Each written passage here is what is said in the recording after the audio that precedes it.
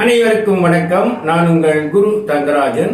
AJS அப்பா ஜோதிட சுத்திரம் ஆத்மா ஜீவா சரீரா முறையில் திருமண பொருத்தம் பார்க்க திருமண பொருத்த திறவுகோல் 64 விதிகள். அந்த 64 விதிகளில் எந்தெந்த விதிகள் கெட்டு போனா கல்யாணம் நடக்காது அப்படிங்கறத பத்தி இந்த ஜாதக அமைப்புல பார்க்கலாம்.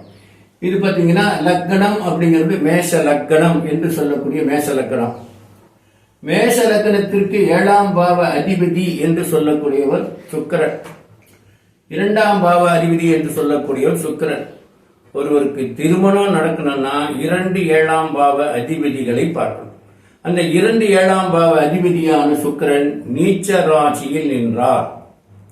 அவர் நீச்ச ராசியில் நின்றதோடு மட்டுமல்ல, இந்த ராசியில கன்னி ராசியில சூரியனுடைய நட்சத்திரம், சந்திரனுடைய நட்சத்திரம் அஸ்தம், அப்புறம் செவ்வாயினுடைய நட்சத்திரம் அப்படின்னு சொல்லக்கூடிய சித்திரை. ஆக உத்திரம் அஸ்தம் சித்திரை நட்சத்திரம், இந்த மூணு நட்சத்திரங்கள் இந்த ராசியில, இந்த சுக்கிரன் இந்த ராசியில் இருக்கும்.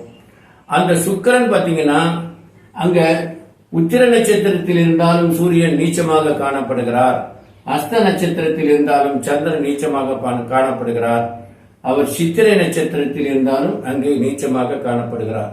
எனவே 2 7ஆம் பாவ அதிபதி நீச்சசாரம் ஏறினால், அதே சமயத்துல லக்னத்திற்கு 2 7ஆம் பாவ அதிபதி கெட்டு போயிட்டாரு.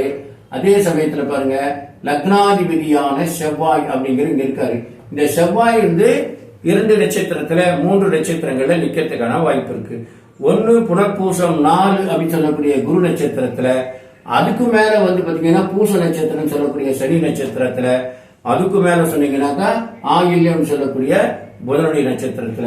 ஆக இங்க குரு நீச்சம், சனி நீச்சம், புதன் நீச்ச சாரம். எனவே லக்னாதிபதியான கிரகமானவர் அவர் லக்னத்திற்கு 4ஆம் பாவத்திலே சுகஸ்தானத்திலே அமர்ந்து நீச்சம் பெற்று நீச்ச சாரம் ஏறி போயிட்டேன்னா அவருடைய தலைவிதி சரியில்லை. அப்போ 2 7ஆம் பாவ அதிபதியும் கெட்டு போய் லக்னாதிபதியும் நீச்சசாரம் ஏறி கெட்டு போயிட்டாருன்னா கல்யாணம் ஆகாது. ஆணாக இருந்தாலும் பெண்ணாக இருந்தாலும் கல்யாணமே ஆகாது. அப்படிங்கிறது தான் இந்த ஜீவ பயண விதி அப்படின்னு சொல்றது. அதாவது உயிர்காரகத்துவம் கெட்டு விட்டது, பொருள்காரகத்துவம் வேலை செய்யும், உயிர்காரகத்துவம் கெட்டு போயிடும். அப்போ கல்யாணத்துக்கு என்ன வேணுமா இருக்குதுன்னா உயிர்காரகம் கெடாமல் இருக்கணும். பொருள்காரகம் கெட்டாலும் பிரச்சனை இல்லை, ஆனா உயிர்காரகம் கெட்டாலும் பொருள்காரகம் கெடுவதில்லை.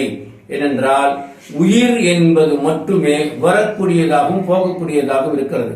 அதாவது உயிர் இருந்தால் செயல்படும், உயிர் இருந்தால் செயல்படாது.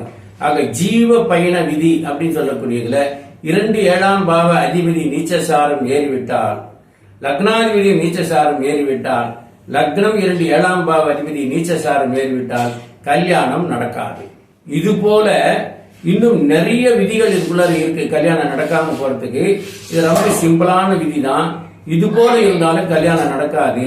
இன்னும் பலவிதமான விதிகளோடு இன்னும் அப்பா ஜோதிட சூத்திரம் மிக விரிவாக 64 விதிகளை கொண்டது. இதில் ஒரே ஒரு விதியை மட்டும் எடுத்து சொல்லியிருக்கோம். தொடர்ந்து நீங்கள் என்னோடு பயணிங்கள், நானும் உங்களோடு தொடர்ந்து பயணிக்கிறேன்.